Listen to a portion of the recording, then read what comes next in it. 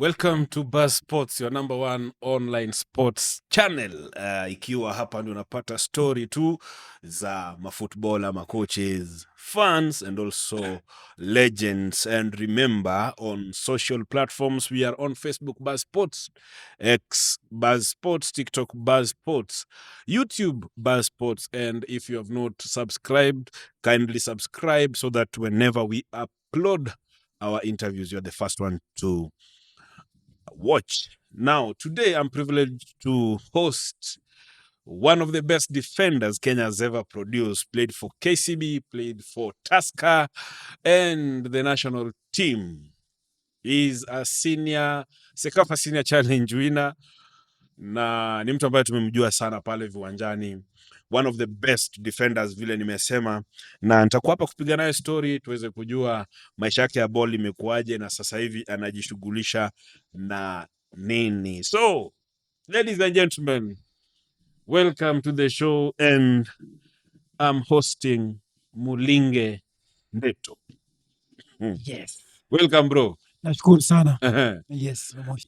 So maybe a brief introduction, ulizaliwa wapi, ulianzia ball wapi? Yes. Mulinge Ndeto ni mtu amezaliwa Isili. Nikiwa mdogo Isili, nikaishi Shauri Moyo kidogo sana. Then my bigger part of my teenage life nimeishi Kenyatta. Okay. Mamangu alikuwa anafanya Kenyatta Hospital. Hapo ndo nilianzia career yangu ya football kwa timu yetu ya mtaa inaitwa Jinamori. Okay. Hapo ndo nilianzia. Na hapo ndo nilianzia ball yangu, nikaingia Kenyatta Hospital, nikachezea Nairobi Hospital, nikaenda KCB, nikaenda Tusker, nikaenda APR Rwanda. Okay. APR. Nikacheza season moja. Maisha ya APR ikanishinda. Maisha yalikushinda kivipi? Lifestyle ya APR ilikuwa sio rahisi. Okay. Kenya tuko na maisha nzuri na ile maisha mimi nilikuwa nimezoea. Okay. Wakati niliona hiyo ndio pro. Na niko pro na ni Rwanda. Okay. Mimi niliamua nikae one season na hiyo season sikumaliza contract yangu.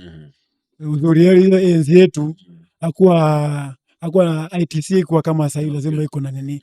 Ilikuwa ni kitu ni club zinaongea unarudi. So nikakaa huko 1 year nikatoka after tulishinda ligi huko. Okay. Nikarudi Tusker 207.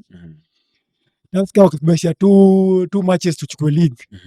Nikaandikwa job na forces ya Kenya.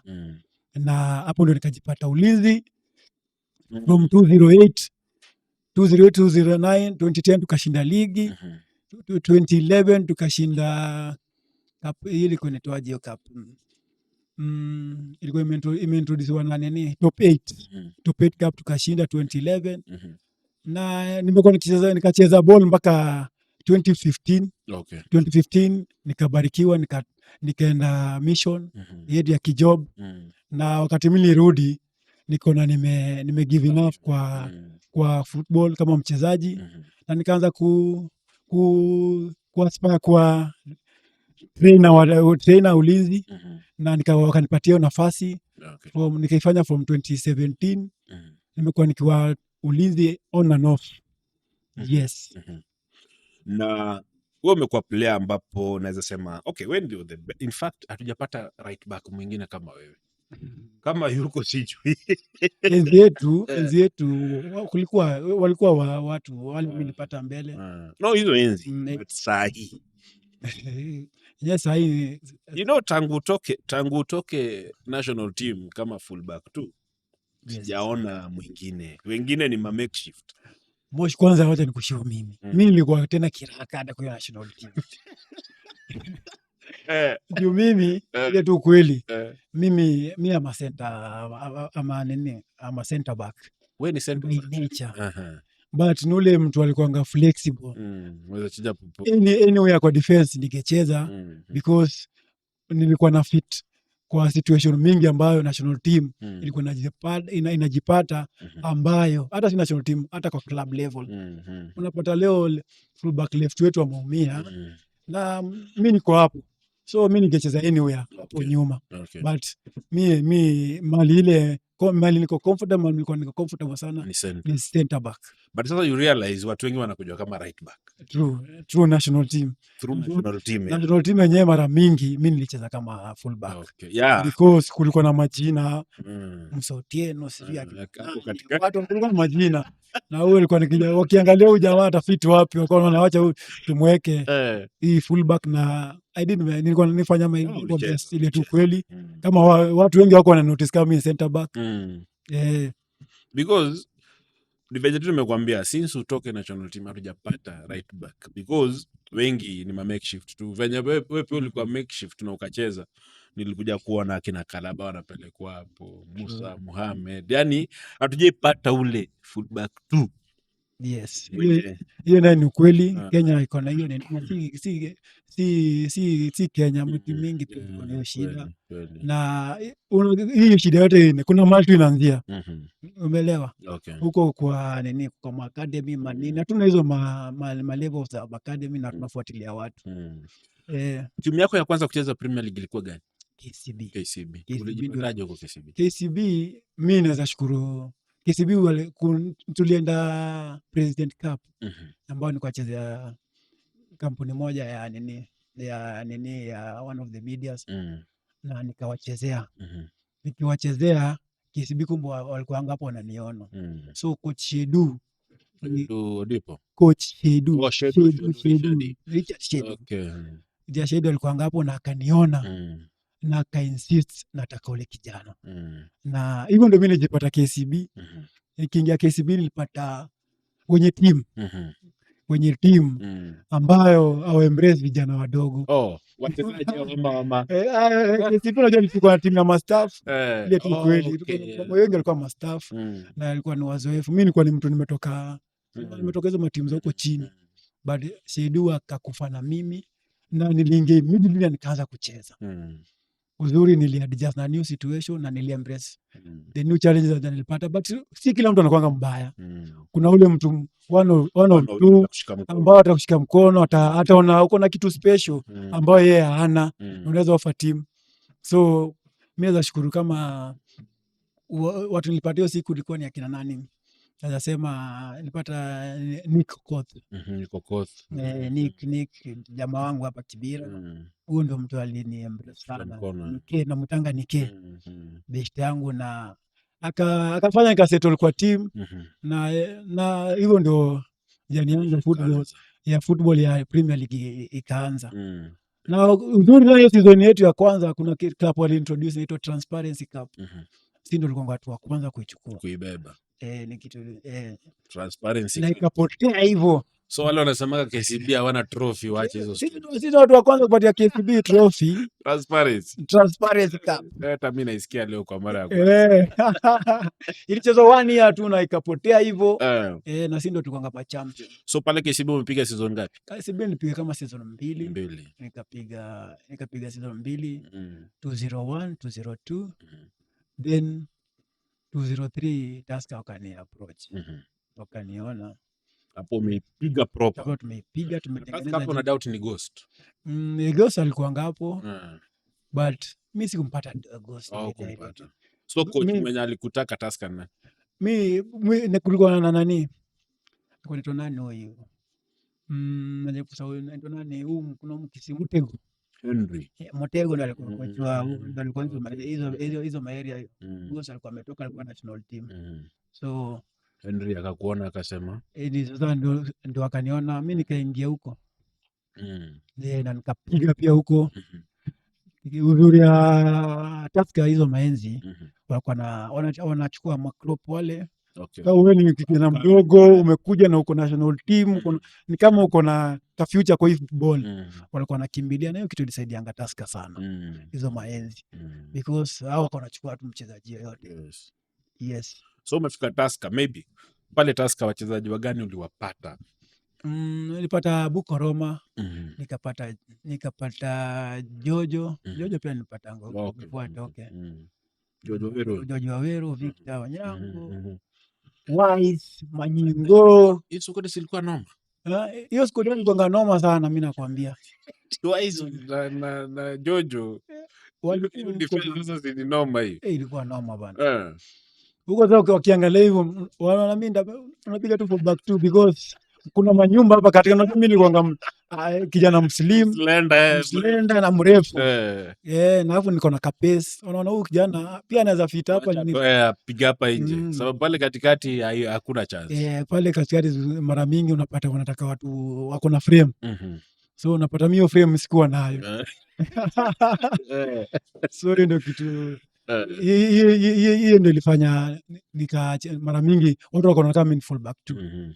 But mimi niliingia huko na nikachapa venye nafaa kuchapa mpaka kama nilinipeleka national team. So national team call up imekuja kama uko Tusker. Kuna yangu ya kwanza ilikuja kama niko KCB. KCB nilishaingia, tulienda kucheza friendly na national team. Hiyo time ni Ghost ndio coach wa Harambee Stars. Akakuita. So tukaenda huko, tukaenda friendly. So kama yeye ndiye alikuita ukiwa KCB na alikuwa Tusker. Obviously. Hapo ndiye alipiga mawaya zake akaambia moto. Roho yake pia ilikuwa huko. Na unajua pia hiyo enzi Tusker yeye alikuwa anaweza call shot, unaelewa. So umeitwa mara ya kwanza KCB. Na hizo days nakumbuka Harambee Stars haikuwa mchezo. Ndio uitwe. Ni kweli. Hiyo naye Harambee Stars ilikuwa na wenyewe. So hebu niambie ukiwa KCB umeitwa Harambee Stars. Maybe Harambee Stars yenye umeenda camp nayo siku ya kwanza. Kulikuwa na wachezaji kama wagani hivi? Mimi nakumbuka alikuwa coach Nicholas Muyoti, alikuwa hapo. Jacob Omondi ambao ndio alikuwa kwa hii tona hii ilichezwa indoors hii, ndio coach huko. Kulikuwa na kina Jojo, kuna Victor, majority walikuwa watu wa Tusker by the way. Yes, mimi ndio nakumbuka akina Musa Otieno pia nilipata watu kadhaa huko. So kola yako ya kwanza au kucheza ama ulicheza? Huwezi cheza na timu na ile na timu naingia camp. Mimi kwanza mimi nakwambia grade yangu ya kwanza mimi mpaka nidilia. Utelia. Kwa nini? Mimi nakwambia kocha aliweka nini SSG, small sided game fulani hapo hivi. So unajua mimi ndio mgeni, mimi sijai, unajua Ghost ni mtafu ile tu. Ghost ni mtafu, alikuwa mtafu sana. So hiyo SSG sasa ilikuwa anacheza SSG. So sijui naweza sema nilisetiwa ama nilifanya nini. Ukiwa mgeni hiyo kitambo au yakuja tu na make it. Kuna wale walikuwa na wenye timu na wakitaka make it rahisi. So nilikuwa najipata kwa situation zingine hapo. Game inasimamishwa, stop. Maneno ananipatia maneno, mlinga take you back to KCB. This is not KCB. Mnaanza hiyo ni kasa bana. Sasa ile eko ya kasa. Mimi jioni yake bana ndio nikaambia. Nakumbuka Muyoti na huyo Jacob Omondi ndio watu waliniencourage. Waliniambia tu kitu moja. Wewe unajua ni kijana mdogo. Na ukiona kocha na kusomea jua kuna plan na wewe. Umeelewa? So wakaniongelesha wakaniambia hiyo lazima uwe mjanja hapa national team. So mimi ndio kitu nitakusaidia before upewe tu ball kuwa na solution. Kuwa na solution. Usipewe ball ukaongoje ukanayo because national team 1-2 seconds mimi kana ball utafinywa. Double control uangalie. So sasa ile ball nakuja wewe kuwa na solution unajua mali inaenda. Na wakajaribu nijaribu hiyo na nikajaribu. So siku make. So hiyo niko hapo na experience mzuri sana. So ikakuwa mara mingi naitwa na vile nilifanya nika break national team. Hata si Ghost alinipatia team, alinipatia nini chance. Ni Mohamed Heri ndiye alinipatia chance yangu ya kwanza national team. Na nakumbuka alinipatia mimi na tukiwa na Marwala Arnold. Ndio tukanga hiyo siku wakakaa wakaona ukijana anaweza piga hapo fullback. Na mwanzo kocha akaniencourage. Ule ni akona fatherly figure. Ule ndiye alikuwa mzazi. Ule naye ni fatherly figure. Anakuencourage kwamba kijana hata kuna mahali mtu anaanzianga, just enda ucheze, be simple. Na ilikuwa game moja tough sana, nafikiri ilikuwa na Morocco. Cha kwanza Harambee Stars ulicheza na timu gani? Nafikiri ni Morocco, nafikiri. Morocco. Hayo. AFCON qualifier hiyo. Nafikiria ilikuwa. So siku ya kwanza kocha amekwambia unaanza. Kwa akili yako. Akamwambia unatetemeka, si rahisi. But uzuri before ni make it kwa national team, I'm sorry. Kuna hizi masekafa. Masekafa. Mimi naweza sema zilinisaidia sana. Hizo nikienda Ghost alikuwa ananibebanga. Nilikuwa naendanga nazicheza. So sikuja kwake sekafa alikuwa ananipatia. But maybe wakamtoa, then wakati Heri alikujanga tu hivi na kaikatia kikosi. Mimi nilipatianga game straight. Okay. Na hiyo ndio mimi nilibreak mahali. Ukapenya nayo. Yangu ya kuingia national team. Kupita nayo. Na nashukuru Mungu. Yaani kumbuka tu kitu tu yote aliniambianga. Kuwa na solution before pale. So hiyo ndio kitu mpaka wale hata mimi kind of kama coach, hiyo ndio kitu na encouraging wachezaji, because ukiwa na solution before upate mpira, mara mingi utakuwa unatoka kwa situation zinashinda watu wengi. Yes. So umekuwa hapo, sisi tunasikia, tunajua kitambo kulikuwa kuna hizi social media nyingi kwa radio tu, Mulinge ndeto musotie nani. So umekuwa hapo national team for long. Yes. Na maybe naweza kuuliza game gani mlicheza ambayo ukasema hii mechi imekuwa ngumu hii kwa career yako ya kuchezea national team? Mimi game imekuwa ngumu tu sana ni ile ya Calabar, ile ya Nigeria huko. Ya Nigeria. Hiyo game ilikuwa tricky sana. Ile mlipelekwa kwa shule. Kwa shule. Primary. Kwa kiwanja shule. Hiyo ndio game mimi nipendelee. Wenyewe mpira si rahisi. Mpira itaki mtoka na roho ndogo. Ile tu kweli. Na uzuri tulikuwa na coach Amruch ambaye alikuwa amepitia hizo situation. Okay. Na anajua na alituambia before tunaenda Nigeria itakuwa rahisi. Watakufrustrate, watakufanya nini? Then you have to, lazima tu concentrate. Now to make the matter worse, hiyo game ilicheza kama fullback 3. Ulicheza 3? Fullback 3. Just imagine. What happened? Fullback 2 alienda. Fullback 2 isa dingine nafikiri ilikuwa na Calabar. Ilikuwa na Calabar, kulikuwa na Mandela, sijui na nani hapo. Mimi nilicheza kama fullback 3 hiyo game. That was hiyo ilikuwa mara yako ya kwanza kupiga fullback 3 on a national level. Hiyo ilikuwa nini yangu ya kwanza. Yes. Mmefika Nigeria kwanza mkapelekwa kwa shule huko. Tulipelekwa hata primary. Ndio wanaanza kufrustrate straight from kwa airport. Airport kwanza mnaingia mtakaa. Hawana gari ya kuja kuwachukua. Hata kabla vitu zenye waklie tu. Mtakaa hapo. Then gari zinachukua time. Watu time yao, yani mnaweza kaa mahali mpaka hata mshangae. But coach anamwambia guys don't msilose. Heads up. Tunaenda tu hii inafanyikanga. Yenyewe unaona kweli huyu naye anajua. Ndio umefika warm up shule mkapelekwa ilikuwa inaitwa ilikuwa Calabar huko. Calabar. Ilikuwa Calabar. Mmeingia grao, mechi imeanza. Psyche ilikuwaje? Grao imejaa. Tuko na psyche. Ilikuwa ni game moja tight sana kusema tu kweli. Ambayo mmoja mcheza away the first, kama mja consider the first 15 mnakuanga team iko na the first, let's say the first 20 the first 20 minutes home team inakuanga na advantage mingi. It's 80-20 situation. So the more mnacheza nyinyi mko na 20 wako na 80% chances za kuscore. Nyinyi mko na 20% chances za kuscore. But the more game inaenda zinaenda kama zikitoshana. Nyinyi mkaanza kufila jamaa. So the more afungi, the more pia sisi tuna 10 minutes zimeisha. 20 zimeisha. Zuri tukapata ka set piece pale nje. Francis Kahata. Kahata manzetu. Na alifunga nyama. Moja kali sana bwana. Set piece moja kali sana. Hiyo huwezi sahau. Kweli. Naongoza 1-0 sasa. Sasa ni kulock game sasa. Hapo ndio sasa Jojo anaitwa huyu Calabar anaitwa Jojo Wino ndio sasa akapiga fullback hapo wazimu. Alikuwa anapiga fullback wazimu. Sasa hapo ndio jina limjengea pia jina hili. Ndio maana nitanga mpaka Calabar. Alicheza by the way vizuri sana ile tu kweli. Wacha tukubali alicheza vizuri sana.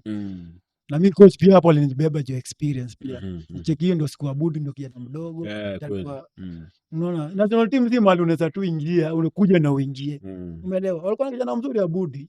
But coach akiangalia ni nature ya game, magnitude ya hii game haitaji kijana mdogo. Na labda pale kwa timu ya opponent ni wachezaji, kwa sababu mlikuwa mnawajua, ni wachezaji gani walikuwa ile timu? Ilikuwa na wachezaji nini? Obafemi Martins. Ndio alikuwa acheza kwenda nani huyu? Obi Mikel. Obi Mikel huyu sasa mimi sasa kwanza nilikuwa na mark. Mpaka wale niko na hiyo picha bana. Na yanga hivi. Huyu ndio mtu mimi nilikuwa na mark mimi nakwambia. Alikufanya maneno. Wewe. Wenyewe pro mtu akicheza pro achana na yeye. Mpatie heshima yake ile tu kweli. Sio rahisi. Ulimfeel? Nilimfeel ile ukweli. Naweza kuwa kufunga, kufanya nini? Lakini timu ilinipatia support. Unajua ni tunawakasa group kama defense mtu mmoja. Mimi najaribu watu watanikava, kuna atabalance mahali hapo, tusiconcede. Okay. Yeah.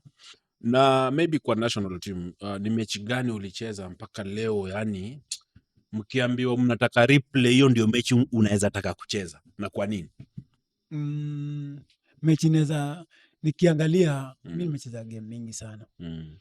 But ile naweza pick game moja hapo tuchezanga hiyo game ya Morocco. Okay. Hiyo game ya Morocco, my first game. Unajua si rahisi game yako ya watu wengi walikuwa naweza semaje, wanakota game ya kwanza. Utaingia na afu that's end of you kama utajaonekana kama miezi 6 hapo. Umeelewa?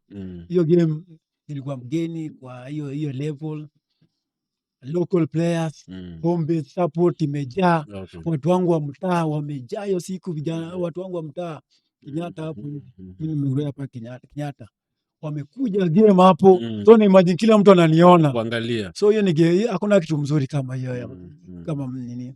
Alafu sasa tumeke perform poa. Sasa hiyo game sio game nafikiri tulidrawing hapa hivi. Ilikuwa game moja safi sana. Hiyo game hata waleo nikikaa hivi hiyo siwezi sahau. Alafu nilikuwa na Oteshe Musa alikuwa mzazi. Kwa timu. Musa ukiona venye alikuwa ana encourage, anatuencourage, ndio tulikuwa vijana hiyo siku. Tena hivi na hivi fanya hivi. Mimi naweza muappreciate sana hiyo game because alifanya nikasettle vizuri. Okay. Yeah. So umesema 2 months league 2 games league ende kuisha ukajipata Ulinzi. Yes. So hii move ya Ulinzi ilikamaje? Unajua mimi Ulinzi walinitakanga kitambo. Immediately nimemaliza shule 203 walitaka kutuandika. Waliandika crop ya wachezaji wazuri sana. Ila Riechesa, Mike Baraza, Kokoyo. Ila Riechesa, waliandikanga Vincent Onyango, wachezaji wengi sana, wachezaji kama si kidogo. Naweza sema over 10 waliandikanga. So siku mimi nikatanga system because nilikuwa naona mimi ni mambo system siwezi. So nikakatanga. So hiyo ikapita. Hawa sasa wakaenda huko wakaneni kurudi wakarudi nini. So ilimekuwa ngekinikulanga. So ulikatanga job. So wakati football ni funny sana. Wakati nilitoka Rwanda hiyo 206 nilitaka sana nichorwe. So ule jamaa alitaka kunichoranga, nikaenda kwake. Nakwambia nataka kusikia jina langu. Anishozi wewe hata namba yangu vuta. Wewe namba yangu vuta. Sasa mimi nikaona kitu chanisaidia tu ni hii nichorwe. Ni mimi tu nijitume kwa ligi ili niweze kuonekana. So ni hiyo tu, hiyo 206 kucheza hata ligi because nilikuwa na issue na ITC. International Transfer Certificate nilikuwa na issue nayo. So nilikuwa tuna train na kuna tu pesa nilitengeneza nini Rwanda. So hiyo 207 nzuri ITC kakuja na nikakisha mimi nimekuwa fit. Niko kwa timu nacheza na niko national team. Okay. So tukatoka chance tu wanataka wachezaji. kuna mzee mwingine hapo aliaga Buda Danko, Buda Moriero. Yeye ndiye alisema unajua wewe ndio tatifu yako. Kusukuma andiko. Sasa nikanipata pia hiyo situation, nimepoteza mahadhi.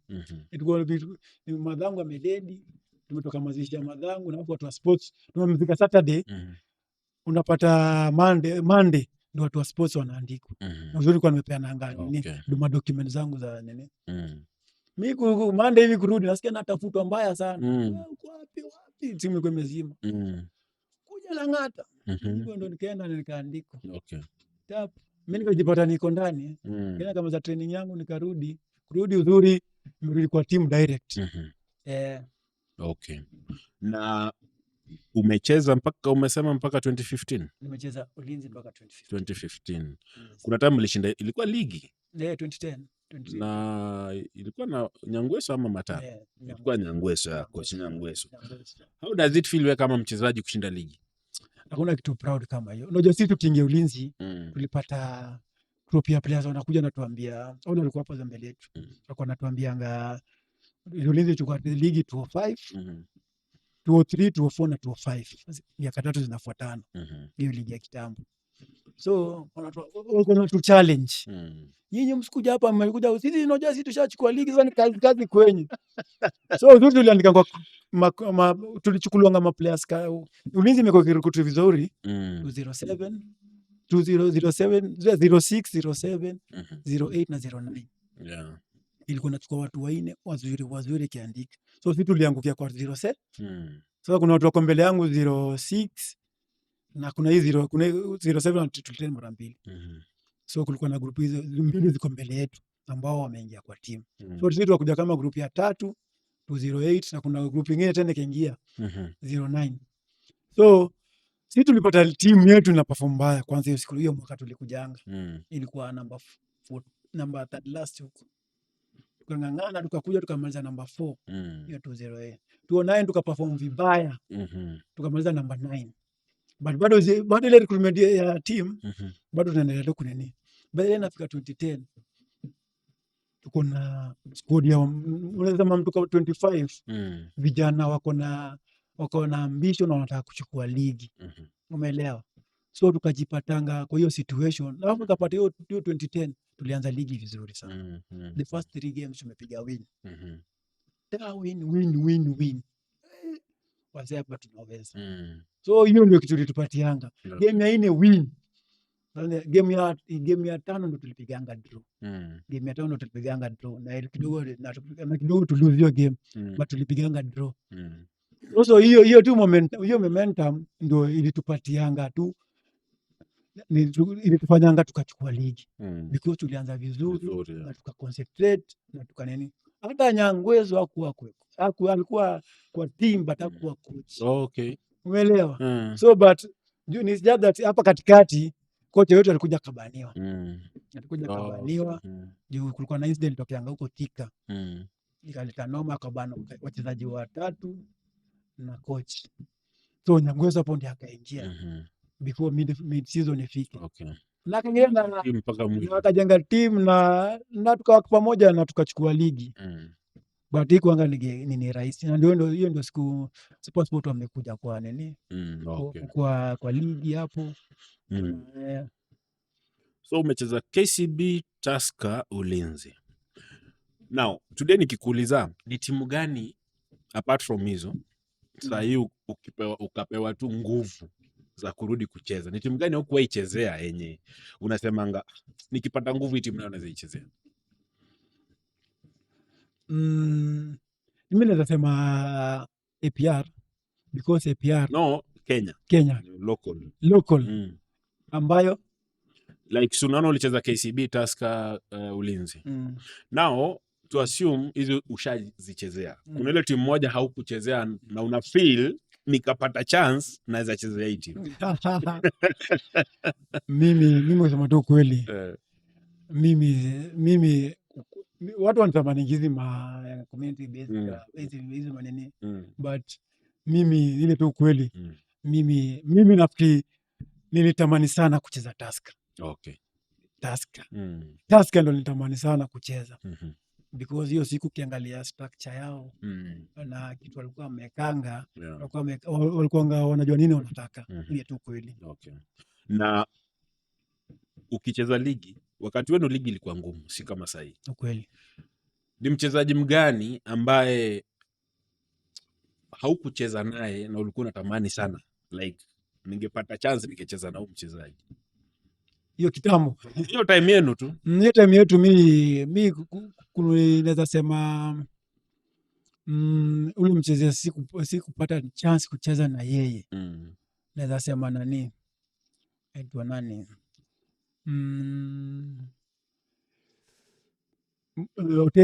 Oteshe Musa Otieno. Nilicheza naye kidogo sana. Sasa alikuwa Kenya Breweries. But unajua mimi nilicheza naye national team. So ile sifa Musa alikonga naye, mimi nilikonga stop. Nilikuwa naona game naona watu wakicheza. Then niko nafuatanga. Niko hiyo kidogo nilikuwa naangalia stadi na ruka. Naingia tunaona game ya Tusker. Yaani unaona mimi nikisimamishwa hapa na Musa hapa. Unaona Musa pale. Cheki jamani kwa rula hivi unaona wale wasejo wale watu wanacheza ball. Kama mwanzo unapiga matache. Unaona tazama ilikuwa nagonga vile tu kweli. Huyo mimi ndo mtu ningetamani sana nikicheza na yeye. Musa Otieno. Vile tu kweli. Na labda kwa makocha, kwa wale makocha ambao wamekucoach. Ni coach mgani mimi unaweza sema huyu coach kuna kitu aliongeza kwa playing career yangu? Mimi naweza sema ile tu kweli. Shedu nampatia ali risk. Unajua si rahisi mtu arisk na wewe. Shedu ali risk na mimi. Ile tu kweli because mimi niliingia kwa timu iko na wazoefu. Wacha nitumie word. Wazoefu. Ambao kijana akikuja mgeni. Unajua si uko kijana na kucheza na wazee, unajua unakuanga na kama utoto mingi. Mimi nilikuwa mtu napenda vitu mingi kuchenga. Nini unashindwa huyu kijana na huyo. Ngoja. Bro ashikana marehemu. Alinakuja kaniambia, "Wewe usilete mpira utoto hapa. Hapa tuko kazi." Hapa mnakuja ni wapi? Mimi unajua mpira yetu ya mtaa. Ile ukichenga upigwe. Kuna jamaa alinifundisha bona inaitwa Drago. Hiyo mtaa yetu. Inaitwa Drago. Manzi mtaa yetu kwanga. Yaani huwezi pura bola. Ilikuanga bola na gongo na kwa 6 tunakuchezea hivyo. So mimi necha yangu nakoje hivyo ndio bola tangu inafaa kucheza. Wakati nipelekea kitu KCB. Wewe. Kama ndo toto usilete hapa. Niambia usilete utoto hapa. Hapa tuko kazi. Yenyewe kuna kweli. So hawa sewa nilikuwa naona kama wana ni bull. Watu walinisaidia sana. Sasa nikikaa ni picture life yangu ya ball. Naona wase mimi kukaa na watu wale wamecheza sana kwa ball walinisaidia sana. Ambao vijana wengi sasa wafanyi. Hiyo ndo ndio naweza sema vijana wengi because hawana mtu ana aspire alicheza ama hata kila level ya ball unapokuwa na mtu anakuinspire. Mimi Kenya nilikuwa naangalia Musa, nikiangalia Maju niko na jamaa anaitwa Junior Bayano alikuwa na huyo ndo mtu pia nilikuwa na aduma yanga sana mimi hizo maenzi. Mpaka jina yangu ya mtaa hiyo ndio jina kwa mpaka wako wamenipatia yanga. Okay. Yes. Na labda tukiongelea hapo kwa vijana. Do you think kitambo maybe ku break into national team ilikuwa ngumu kuliko sasa hivi? Because sasa hivi mtu yote tu anaweza itwa. Ndio nani ukweli. Kitambo auga si rahisi. Ndio mtu akuja national team. Ile tu ukweli si rahisi. Kama mimi kwa pia.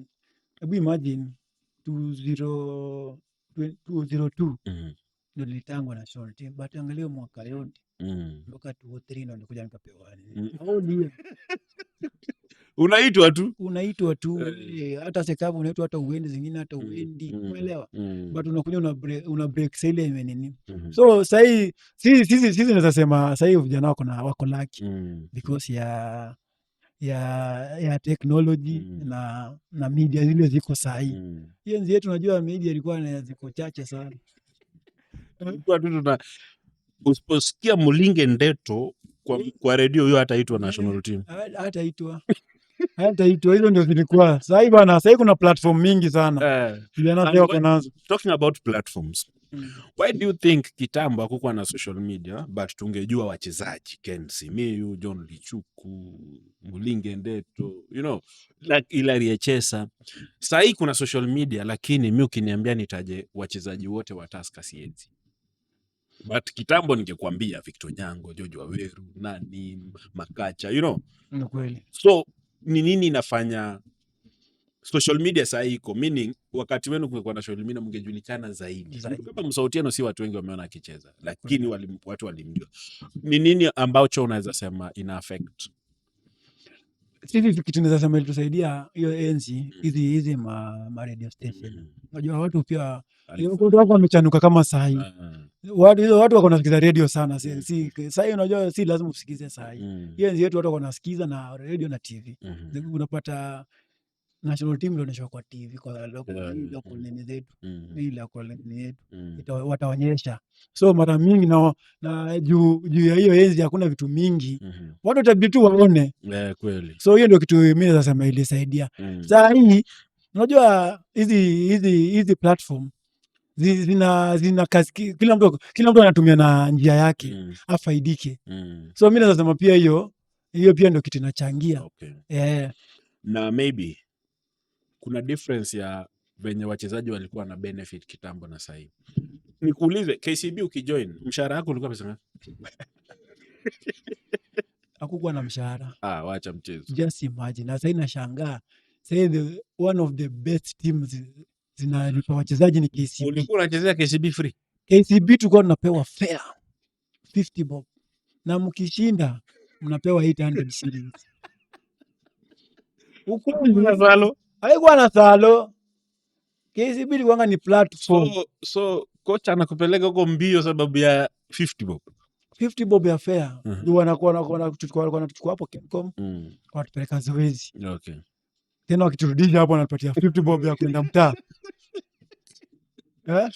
Na Tusker ndio kulikuwa na Tusker ndio mali yangu ya kwanza kupata pay because sisi tulikuwa tunataka tucheze tuonekane tuende hiyo Tusker because Tusker nao wanalipa. Hiyo zetu Tusker wanakuwa wanalipa. Ile kila mtu alikuwa na admire Tusker. Unacheza ngumu uonekane ni Tusker. Unaenda Tusker sasa ufanye kupata maisha. Ukifika Tusker unasema at least hapa niko na kapei. Hapa kuna pay na kuna pia allowance ya win.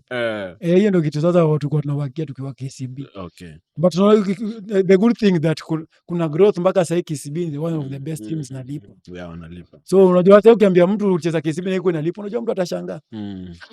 KCB hapana. Yeah. And do you think football is something unaweza taka mtoto wako acheze sasa hivi? Mimi naweza taka sana. Mimi sikudanganya. Mimi football sahi kama wewe ni mtu unafikiria football iko na njia mzuri sana, ficha mzuri ya mtoto. Ile tu kweli ambayo vitu hazikukuanga sense yetu. Sasa academy ziko, watu wanakuja wanatafuta mtoto akiwa, unaona kama sasa Kenya kuna makocha hapa wanatoa watoto sasa wakiwa 13 years, 12 years. Wanawapeleka majuu. Huyo mtoto by the time anakomaa, mtoto atakuwa mdeli sana. Ndio. Atakuwa mdeli sana. Na tuangalie ma legends wetu. Do you think Kenyan football like appreciate ma legends? Kwa sababu hapa Kenya ni kama mtu akiretire, sasa no one cares. Unajua mimi nasema life lazima upiganie space yako. Hii space tuko wiki tunang'ang'ania. Haimaanishi kama wewe ulikuwa legend tukuachie hiyo nafasi ati ni yako. Umeelewa? One of the undoing things kwetu kama wale ma legend wale wako mbele yangu na hivi. Mimi naweza sema tu hiyo ndio undoing kubwa. But sisi tunataka tuitiwe nafasi. Si hatutaki kwenda kutafuta nafasi. Okay. Umeelewa? Hiyo ndio the undoing thing ya watu wa kitambo. But huwezi walaumu because how comes that wewe ulicheza ball to the top level na wewe utaki kuwa coach. Na being a player ni kitu moja tough sana than being a coach. Umeelewa? Wewe umefanya ile ni noma sana kwa nini? Kwa career yako being a footballer. Si kitu rahisi, acha tu nikwambie. Na umecheza to the highest level. Then utaki kuendelea na hiyo jani. Okay. Mtu anaingia tu job ama anapotea, anataka story ya ball. Hiyo ndio kitu imechangia, because hao wengi ukiangalia, mimi sasa vitu zina change. Honestly, sasa naweza sema vitu zina change, because sasa unaweza ona mtu aliacha ball ako timu fulani na timu fulani. But angalia hiyo enzi ya kina Musa. Hiyo enzi ya kina Musa Otieno. Sasa unaweza sema tu Musa Otieno peke yake. Watu watakulia Musa Otieno na Pamzo. Hiyo enzi, hiyo generation iko mbele yao. But unaona generation yangu ukiangalia sasa inaweza kupata Mande yako mahali, Otola kwa timu yetu. Yes. Kina Niko wako police. Yoti. Baraza kwa hiyo police. Mwalala. Umeelewa? Kimani. Umeelewa? Ako Tusker na pia ako huko national team. So kuna watu nasema wanataka kukulia hii jina, hii tag. What legend. Kama unasema kuna watu tu ati mimi ni legend, so vitu zikuje tu haziwezi kuja. Kitu mimi najua tu life lazima space yako lazima upiganie. So huwezi kuwa ni legend wewe unakaa vitu zikuje. So mimi hiyo ndio kitu mimi naimba. Okay. Ndio wewe ni legend, but tafuta kitu utumie nini. Yes. Jina legend ikusaidie. Jina legend ikusaidie. Okay. Na kitambo kulikuwa na match fixing. Yeah, mimi nimeshtuka siku hizi. Ilikuwa bana. Hiyo ndio time ile watu walibani. Kama ilikuwa walibaniwa. Hii game ya Nigeria mliuza hapa Kenya. But ilikuja kujulikana lini? Si ndio nasema kitambo kulikuwa. But ilikuwa ni kitu personal ya mtu. Ulikuwa hiyo timu kwanza wewe? Mimi kwanza nilikuwa hiyo timu mpaka nashangaa. Mimi unajua mpaka nashukuru. Hii yenye mliuza hapa Nigeria hii. Gani? Mimi nakumbuka kuna story ya nani? Kuna story ilifanyika tukashtuka, la kumbe nani ulikuwa unafanya hizi mechi gani? Mimi na mechi tu zangu za kitambo tu. Mechi za kitambo. Taja mechi, usitaje mtu. Usitaje mwenye aliuza. Unajua kuna kitu kilifanyika, kuna match fixer fulani alipatikananga. Yeye ni match fixer. Yes. Kwa hiyo yeye mwenye alipatikana walienda kwa nini email zake. Walipatanga mchezaji wa Kenya. Kwa hiyo nini zake ambao alikuwa anakommunicate. So hii kitu ilikuja kujulikana baadaye. Maybe zaidi mpaka ya machabo. Wakati nyinyi mshacheza hiyo game mkauza. Sisi hatukujua. Sisi tulikuja kujua. Kumbe ile game tulikifungwa. Nani alikuwa amekulanga do. Umeelewa? Lakini siku hizi sasa iko. Sasa mnauza kuuza. Sasa naye jo.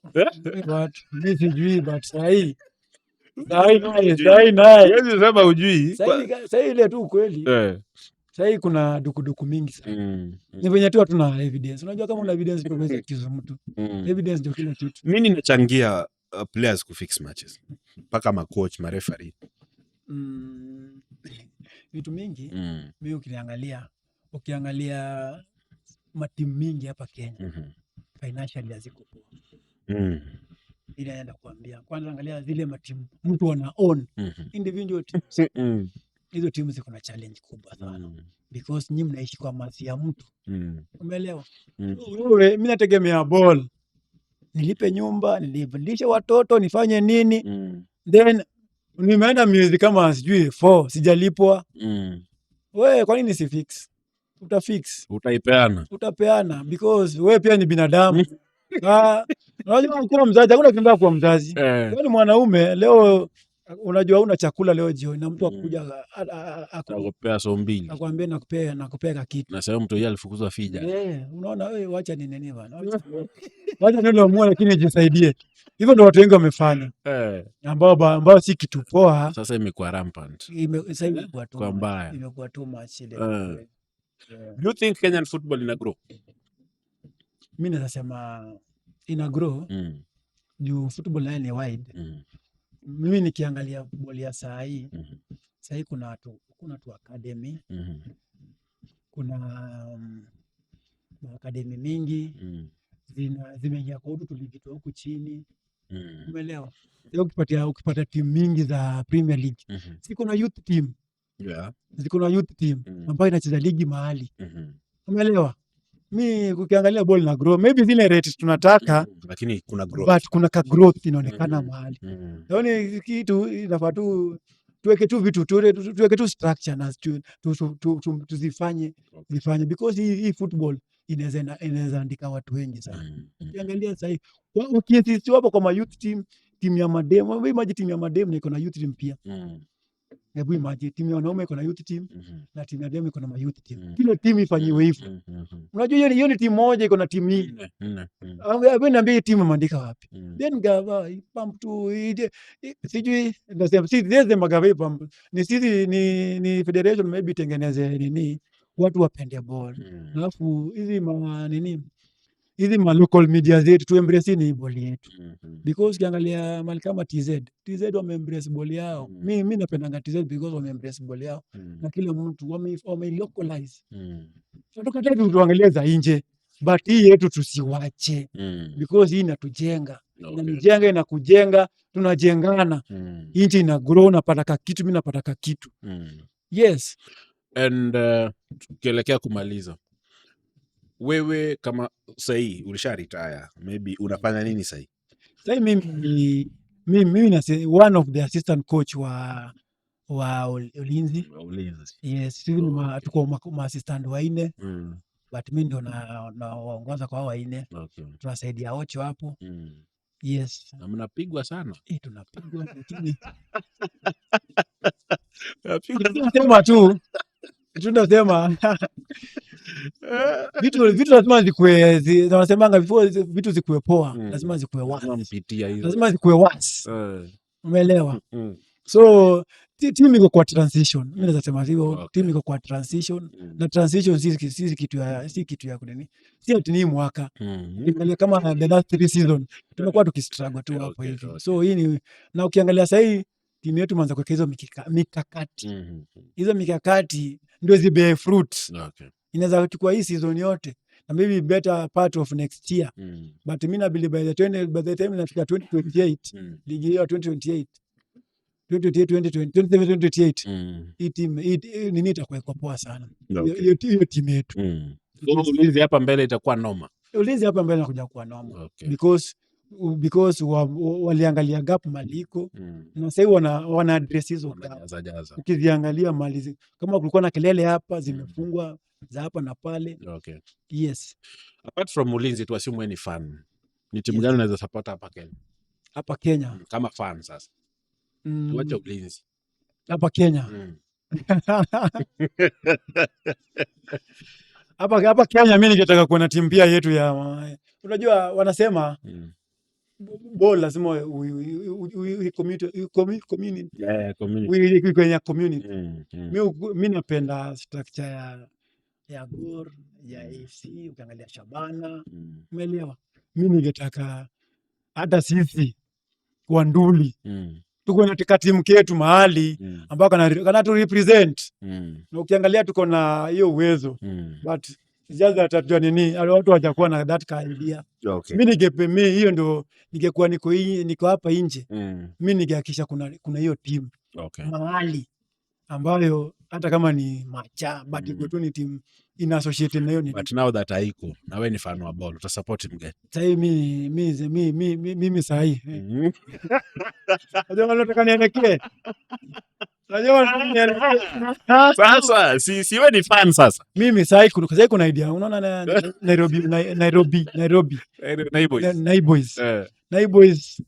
Naiboys wa kama wane junior nani, lakini kama wanaweza hiyo kitu inaweza tukua tu ya Naiboys. Hiyo inaweza pende kwa timu yangu. So wewe ni fan wa Naiboys in short. Mimi fan wa Naiboys. Mimi ni fan wa Ulinzi. Ni sawa. Ni sawa. Nikakwambia nimependa hiyo nini ya Naiboys. Because unajua ni capital city ketu, umeelewa? Kako na team. Kama watu wanaweza tuko kaninika kwa community team kwa watu wanai. Watu waka embrace kanaweza kuwa timu kazuri. Hiyo idea ni nzuri sana ya Naiboys. What's your favorite food? Mimi. Ile anyokipewa hiyo ndio yako favorite. Mimi ni mtu ugali ya brown. Ugali ya brown. Huwezi kula ugali peke yake.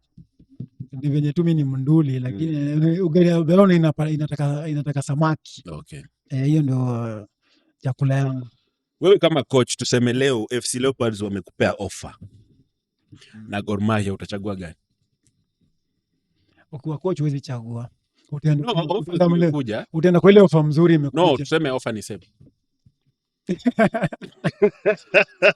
Unajua Gor alinikataanga. No, sikiza. Mimi kwa mdogo. Mimi Gor alikabiri enda Gor. Nilienda Gor katichuja. Nilienda Trials huko. Sitaki kuongea mbaya kuhusu Gor. So wacha basi ni embrace FC. Naweza enda FC. Umekataa Gor sababu walikuchuja. Walinichuja. Walinichuja mbaya sana. Okay. Nimekakatifa nimejifanya mimi sasa Gor imenichukua bana hapo tap. But unaona ndio nakwambia Paul lazima kuna wrong nini. Unaona kama nienda tulikuwa ngoko Calix hapa Woodley. Tulikuwa tunacheza Nairobi. Nilikuwa nacheza Kiko Cup. Hiyo Kiko Cup. Tulikuwa na team inaitwa Nairobi Hospital. Tulikuwa tunapiga ball. Tuna timu ya kampu lakini hii inapiga ball. Kuja wewe tunaenda kupeleka Trials. Kamwili kangu akaona bwana. Kwanza tuje kupadia moja.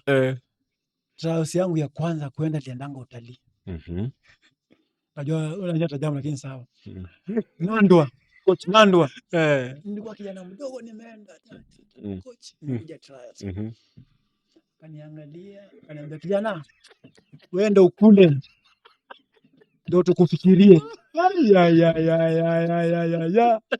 Na nando venye anamenga na soft. Venye kwa mchoto sana. Na unajua kitambo watu walikuwa manyumba. Kitambo watu walikuwa manyumba. Bwana, niko kule bwana ndio. Tutakufikiria next year. Hata hakunipatia hata nafasi ya kutrain. But uzuri ndio next unaona utalii kwa hapa. Next KCB hapo wakaniona. Wakachukua. Watu wanao wakanichukua. Na hivyo nilio. So uzuri Mungu anakuanga amepanga. Nini za mtu utaenda hapo utafukuzwa nini utapata tu mahali utaingiana na uta grow. Sasa nataka unipatie first 11 yako all time tangu anze kucheza mpaka saa hii tu. Unaweza chukua mchezaji wanze tu pale number 1 keeper hivyo first 11 wa national team. Tunataka timu ya taifa yako, your favorite. My favorite national team. Mchumani Victor Nyango. Nazi. Kwani Victor Nyango. Kuna mtu mimi na adema ya Onyiso. Francis Onyiso. Huyo jamaa mimi mwananga kafupi lakini alikuwa kipampoa. Niteka Oteshe Msotieno hapa center back. Niteka Kwarula for 5 imeisha hiyo. For 5 mimi ndacheka hapo Kiraka full back. Hii ndiende Kadosi Adam Shaban Holding Shimo ndapanda kupatia nani Makacha Austin Makacha. Nyumba hiyo. Nyumba. Hiyo ni nyumba. Hii tutakupatia Nicholas Muyoti. Left. Hapa juu. Titus Mlamu. Tito.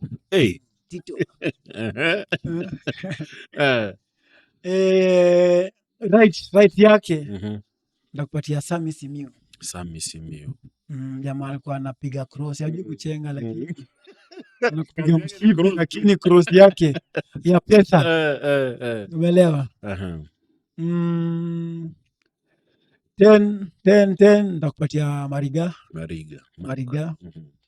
Striker ndakupatia Deno.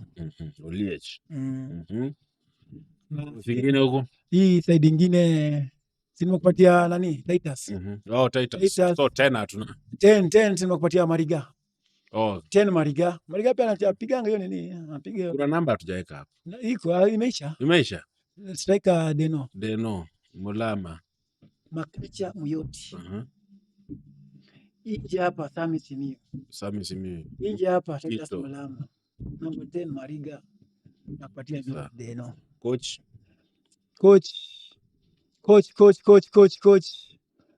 mimi nakupatia mzee Riziki na mimi. Unarudisha mkono. Mzee Riziki na mimi. Richard Shedu. Mohamed Hari. Oh, Mohamed Heri. Mohamed Heri alirisk na mimi national team ile tu kweli. Mimi naweza sema Yeah. Sheduna kwa kari yangu kwanza karia yeye alirisk. Lakini kwa national team ya kupata hiyo nafasi yeye mimi sikumpata national team. Okay. So Heri ndiye ndazampatia hiyo. Maybe swali la mwisho. Do you miss playing football? Mi si miss because niko ya wazee. Because hata sasa nacheza za wazee. Ulizi Legends. Niko Ulizi Legends. Yeah, tunacheza nini hapo? Okay. Na pia niko na Ulizi Legends tuko nacheza Champions League ambao sasa tumejiondoa. Kuna wazee Premier League. Umejiondoa Champions League? Champions League tumetoka. Kwa nini? Pesa hamna ama nini? Kumekuwa tu na maishu tu. Okay. Zilitokea hapo kwa misunderstanding. Okay, nyinyi mna issues tu. Hatunanga maishu sisi ni tu. Hiyo game kwanza najua hiyo game ileta issues. Najua. The Premier League niko Wazito. Wazito wamekusaid? Wewe wazee Premier League, wazee Premier League ile. Solo pia la. Huko ndio mali yako ni. So venye Ulinzi iko natafuta niingie Maveto. Maveto timu ya mtaa. So kama napata nafasi ndio huko mimi nipige game ya wazee. Okay. Na ni network huko because hiyo ndio kitu imebaki sasa. Okay. So finally kuna kijana pale ana grow anataka kuja kucheza ball, maybe advice moja unaweza mpa?